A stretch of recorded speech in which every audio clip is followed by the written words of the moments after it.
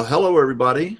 Who do we have with us? We have Deborah, which you can't see, but we can hear you, Deborah Rozman.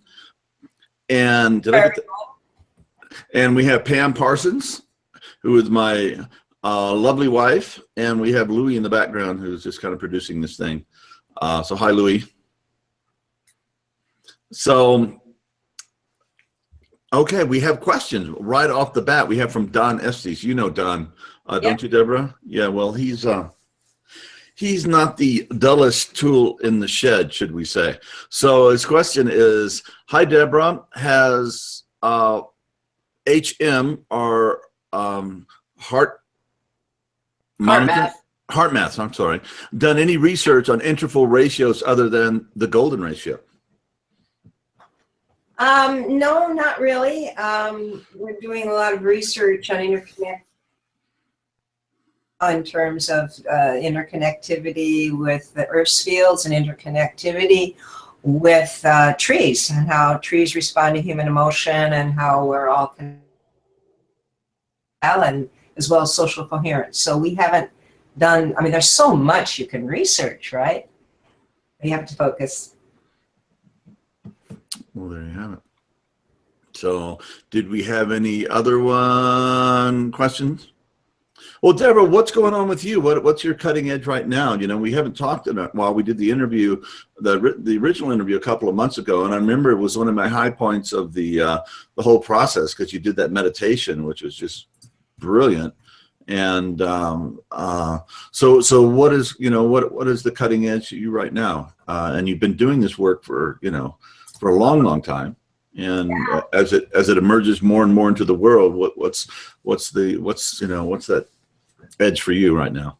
I would say there's a few things. One is our new Bluetooth interbalance sensor that can be used with Kindle Fire, Google Play Store, Android. That's just opening up a whole huge world for people who wanted the technology, but it's only been available in iOS, you know, Apple systems until now. That's very exciting because we're getting a lot of response from schools who want a Chromebook. You know, just real exciting to parents understanding of expand as the world keeps getting more stressed, and more fearful. People are coming to us because they lie within the heart, and the Research Foundation gives them that security that we can really help. So we're bringing out an Ad Heart Facilitator low-cost program with the technology and the technique I taught in the course for people to be able to really learn how to, the science it's on a learning management system, and that's going to launch in May, along with the interbalanced Bluetooth technology. And our goal is just to add heart to this planet. Yep. You know, and there's so many, I mean, so it seems, you know, speaking as a, you know, an American in the United States, and I can speak other voices too, but just here, it seems that all our institutions are just not working anymore. You know, our electoral college, our political system, our medical system, our educational system, it just focuses on God knows what, on internal or external things like, you know, passing tests and this, I don't know. It's like, and we've completely neglected, let's just keep it to education, what you're talking about, the essential stuff is interior development. And, you know, there was research published, you know, years ago that showed that emotional intelligence was a much more steady test of whether somebody was going to be successful in life than IQ. You know, mere brain intelligence, linear intelligence, if you will. And I don't know if that has seeped into the educational system or not, or maybe you are the you know, you're the catalyst that the universe is putting into our educational right now, and it'll soon become so obvious that it will begin to, you know, expand from where you're currently doing your work. It is seeping in. It is. We're in the middle of an incredible shift this planet I don't believe has ever seen before. So you look at all the old institutions that aren't working. Is the obvious. A lot of people do. And then you see a lot of people coming together with a heart's awakening and awareness and heart intelligence, emotional intelligence, intuition, common sense, a higher level of consciousness that sees the emperor is going on. So one of my colleagues was just at an emotional intelligence and education conference in the Bay Area a few weeks ago, and he was blown away at how much more it's seeping in now to just regular educational systems than it has been over the years that we're doing this. So I look at this as very exciting. The more everything looks crazy, the more people realize that and see that and wake up and look for something new. So it's all the shift from total brain, IQ, intellectual memorization, rote intelligence, to intuitive intelligence. And the door there is the heart. And when the heart and brain sync up, you move into a bigger picture. And that's the pathway, how the human operating system is designed. So as more people recognize that, see the research, and it's applied, we're going to see a whole renaissance in all of our governmental and educational systems. Right now, it's still in the breakdown, regrid area. Yeah. You know, and you don't, I mean, it's like, not that you do away with science and trigonometry and all these other things, but you want to do trigonometry with love. You know, you want to learn new languages with love. You want to study literature with love. You want to go to medical school. Hello, with the main motivation is being an open heart healer. You know what? That's kind of like a radical idea in today's medical schools. But you would think it would be the primary thing. So maybe you're getting there. I really appreciate that you bring to this, and I feel, I don't know, that's kind of infusing this transformational tech community, that the heart is opening. And every time I have these interviews or reconnect with these people or see them, there seems to be the love's growing. It's just a really positive thing in our field of endeavor. It's amazing when you think about truly how fast it's growing. And we can get impatient because we see a bigger picture potential, but it's blow away how fast consciousness is shifting in all of us individually as we keep going back to the heart and clear, which is letting in. And medical schools, there's so many contacting us now that are creating courses on, that's wonderful, spiritual, awareness. It's happening. It's just, I'm in a position here where I see the leading edge getting bigger and bigger. And yeah, there's a long ways to go, but it is happening. And like you're talking to the people in transformational technology, we're all waking up to our next level. And so, yes, there's going to be more stress, but if more we can be love and non-judgmental and hold that field of the planet and the people in our heart and just love the people, yeah, you're going to ease the transition as much as possible. Yeah, and the old question, which of enlightenment, which I think is probably more of a koan than a reality, but it's like something that's often left out of the conversation is increasing love and compassion, the heart, and if there's any indicator that I would say this is a really evolved person or a deep person, it would be how much do they love? I agree with you totally. The core heart. So you can have experiences of the light, but where it really counts for your quality of life and for the others is how much you actually replace those or third dimensional earthly judgment or frustration or impatience when it comes up with the opposite frequency, which neutralizes those energies going out in your body and into the world around you. How much do you are conscious, because we're all going to have those feelings at times. Do you actually add love to them? Say, okay, that's a judgment, compassion, or go to neutral here. Maybe I'm not seeing the whole picture. Or no, that's an anger, frustration. Where am I in my vanity? That's my ego reacting. Yeah. How do I love and have compassion and forgiveness for myself and for the process everyone's going through? That is practical love in action to me. And that's what the world needs. Yeah, Abraham Lincoln one time, he said, I'm paraphrasing, he said, don't tell me about your religion, show me how you treat your dog. Right. And I'll tell you about your religion. Which and Dalai Lama says too, we don't need more Buddhists. We need the development of the heart. And that's certainly what we're about. Hey, we have a bunch of questions here, so they keep bopping in. So Pam, would you like to read off some of the questions and who's asking? Sure. So Lori says, inner balance has been wonderful in helping my child develop confidence that she can calm herself. Something about being able to actually see her control over anxiety. Yeah, thank you. I mean, that's what's so beautiful about transformational technologies. They're transformational because they're facilitating you to get more self-awareness, whether you're a child or adult, and then guiding you of what to do to actually re-engineer what's going on in yourself.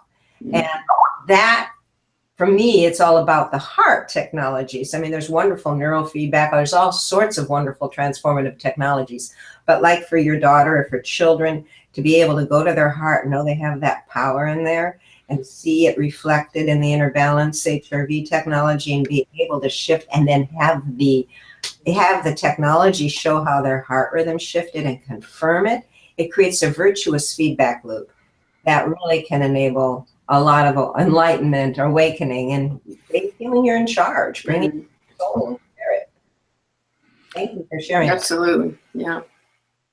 And then she goes on to ask a few more questions. She says, I've also heard they have Heartmath stations at boys and girls clubs.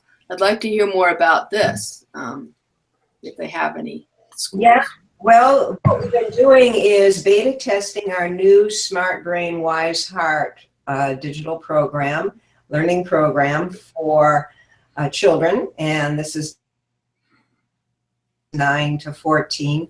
It's going to be released it's mostly classroom use in May. That's another thing we're doing. And then it's for younger children and older children. Right now, I don't know how old your daughter is, but we have the Sunshine Secret, which is available for young children. And that you can get at the heartmath.org website. Consumer version of the Smart Brain Wise Heart digital. If your child is over 12, we have the transform a lot of techniques and the tools, and the education and working with kids and parents is a really important part of our mission because they're the future. And so many children right now just live on screen time. And the balance of interacting with nature and in real life with other children and people is critically important, and that's being missed by a lot of kids today. And parents have a real responsibility of waking up to that. Yeah. In Japan, they're having tremendous problems with that, where, kids are not launching. They're just staying at home with their parents and staying lost in the computer world, and it's become a major social issue over there. And I'm sure also going on here, you don't hear it reported as much, but it's what you see here is that children are coming to school not their parents' stress.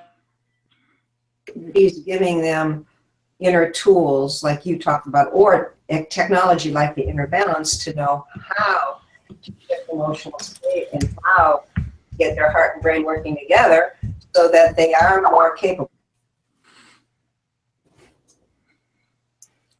Yep. We're having a little audio here, but we'll just do the best we can. We're getting about 80% of you, what you're saying, and 80% of you is like 120% of Fox News or something. But anyway, so well, let's keep going. I've got another question for you. This is from Don Estes, who's going to be up in a little bit. And he says, do brainwaves go into simultaneous coherence along with the heart waves? So when the heart rhythm pattern, coherent, parasympathetic and sympathetic branches, the autonomic nervous system, the heart then sends that pattern, whatever it is, but when it's incoherent, through the vagal nerve to the amygdala, the thalamus, and to the brain, and alpha rhythms synchronize to the heart rhythm pattern. So the heart is driving the process to the brain. So yes, they synchronize, but it first has to be activated in the heart. And the brainwave that it synchronizes to is generally alpha, you're saying? That's the one that starts, yeah. But the thalamus is the brain's function, and the signal goes right to the thalamus. So there's other pathways that our thalamus is sending that signal, that coherent waveform, to the frontal lobes. It's, you know, you may start getting intuitive insight. So that's going to put the brain wave into a different pattern. So I actually have a related question to this, and I've been wondering it for a while. I was first introduced to Heartmath in the game Wild Divine many, many years ago. They had you do practices and doing the counting thing. But what I know is that if I do an in count of, say, 4, and then an out count of 8, that really helps kick in the parasympathetic nervous system. But that's not coherence, because coherence is about having the breath even in and even out, correct? Right. So it's a good question, because the relaxation response is, and wait, I missed that, John. John, don't move, because I think that's interfering with the sound. Okay. Say that again, Deborah.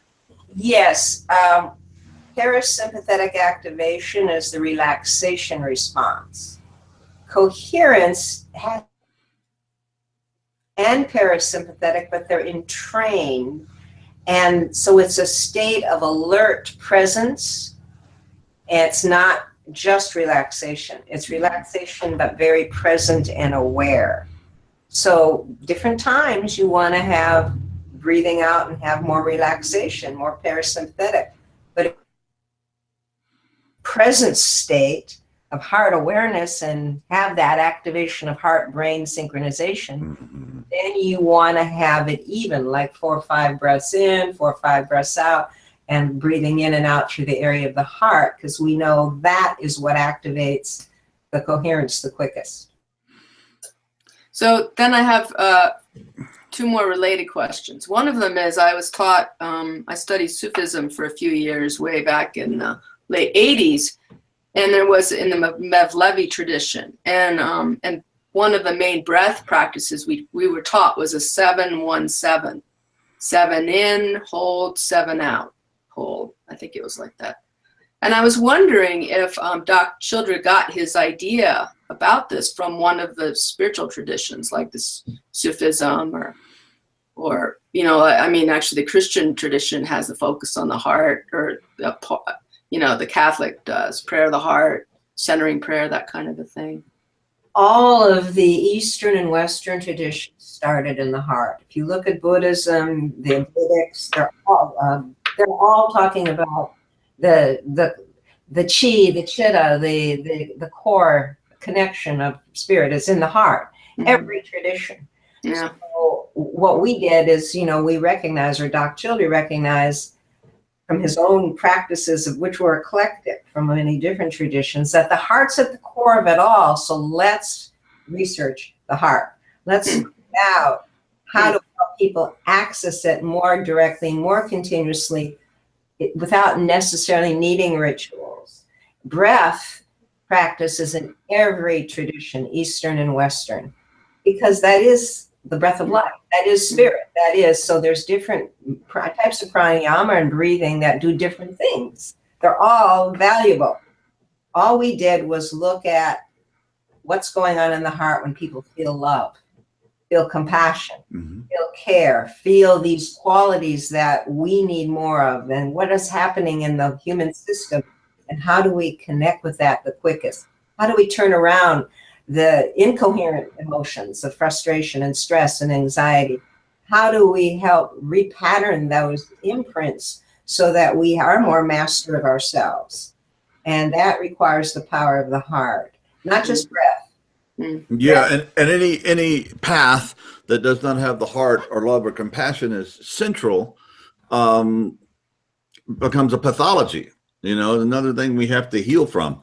It just has to be there. And the other thing I wanted to say is, you know, when somebody is in coherence, right, when the the mind and the heart are in coherence. It's like you don't need to strap them up to a bunch of machines and, you know, skin monitors and brainwave things. It's like you can just intuitively feel, you know, the love and the energy. And it's not this codependent, it's not this yucky thing, it's not this blah, blah, blah, but it's true love and true wisdom that comes out of this condition of coherence. Well, coherence is the natural resonant state. It's not like we're supposed to be walking around with a book on our head in that state all the time, because we're here to learn and grow and flex and get in and out. How fast you get back. But nature is coherent. There's quantum coherence. There's coherence at every level of harmony. And so, yes, you're right. You know, once you're there in a state of love, you keep refining it and get new, higher awarenesses, and that gives you more mastery of seeing, more intelligence. That's what I call it, heart intelligence. To see, wait a minute, I don't want to go that other way anymore. Your own intelligence knows you're just going to drain energy and, you know, create challenges for yourself and others. So stay in the heart, get back to the heart, and stay connected with that higher self. Yeah, and even in activities, human activities that are competitive, you know, I mean, it's like, you know, sports or, you know, business or this or that. There's a certain thing where love kicks in, and you become the beloved competitor, you know, whom I'm having this dance with is helping me become my best self. You know, it's like you can hold both those things, both the competition and how that you rub and you know, polish each other, and in complete love at the same time. You're having fun, and it's not separative. You're still connected, and yet you're at the same time challenging each other and yourself. It's a very creative dynamics between people.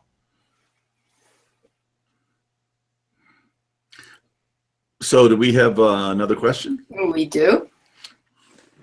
This is from Lori. I heard this can also be used to assist with trauma in adults and kids. And there was a study undertaken with Bessel van der Kolk. I'd like to hear more about this. Great question. Yes, Bessel van der Kolk is probably one of the world's greatest trauma experts, the doctor. And he's done a lot of research showing that change in vagal tone, meaning the whole vagal nervous system, how the heart and brain and nervous system operate. So yes, when you use get into heart coherence, you're actually changing that neural traffic between the heart and brain. One of the pathways from that the heart communicates to the brain is directly to the amygdala, the emotional memory center that holds the traumatic memories. And the core cells of the amygdala synchronize to the heartbeat. So if you're stressed, it's going to trigger the amygdala to bring up the same old anxiety habits and stress patterns and traumas for protection, to protect the body. That's what it knows. If you switch to coherence and love and forgiveness and kindness, even if you can't always feel it right away, the heart still sends the signal to the amygdala, and that helps to lessen and reduce the fear. It has a different pattern match. And so we do a lot of work with health professionals who treat trauma. And in fact, we have a trauma recovery project going on right now through the Heartmath Institute, where we're developing tools and techniques and technologies that's been tested in the Syrian refugee camps to really help people recover more quickly from trauma, it's called. But any involve the heart. Healing, and we're in a set of techniques that in our Heartmath interventions add to their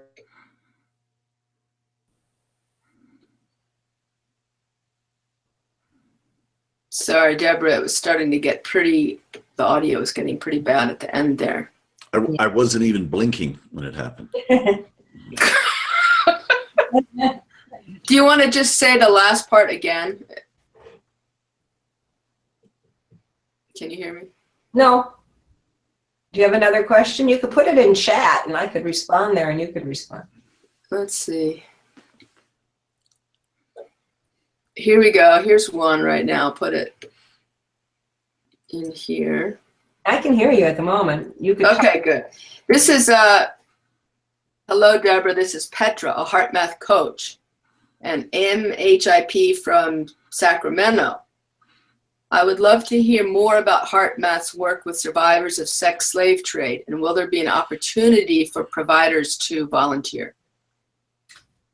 You cut off the last part. Will there be an opportunity? What? For providers to volunteer? Oh, gee, we're just starting on the trauma recovery project, which there's every type of complex trauma. You know, human trafficking to torture. And once we get that program developed, then definitely we'll invite our certified coaches and trainers to facilitate that process. Wow. Hey, Deborah, when just recently we were in California, we went and hung out for a bit with our friends Veit Lindau and his family from the Human Trust thing in Germany. I think you guys got to meet them too when they were traveling to down south. Is that correct? Yes, I did. Yeah, there's some people that really impressed me that lead with the heart, and it's why they've been so successful, because people are just attracted to that. You know, there's something just attractive about love. I mean, real love. You know. But absolutely. I mean, we have to reduce the fear. You know, I look at human evolution as having been exactly what it needed to be for people to develop all these mind skills and capabilities. But all that really developed or never really addressed the fear. And right now we have to add the love in to be able to come to our next level of humanity's potential. And it's obvious, but a lot of people think it's so obvious they ignore it. No. Do it or you don't. And when people do it, it's very powerful. Well, I think we should probably wrap this now. It looks like there's no more questions. Deborah, thank you so much for coming on and joining us. Really appreciate it. Honor what you two are doing. It's so much. I feel so connected with your hearts, and so anything I can do to help support, or we can work together in this area of transformative inner and outer technology, I'm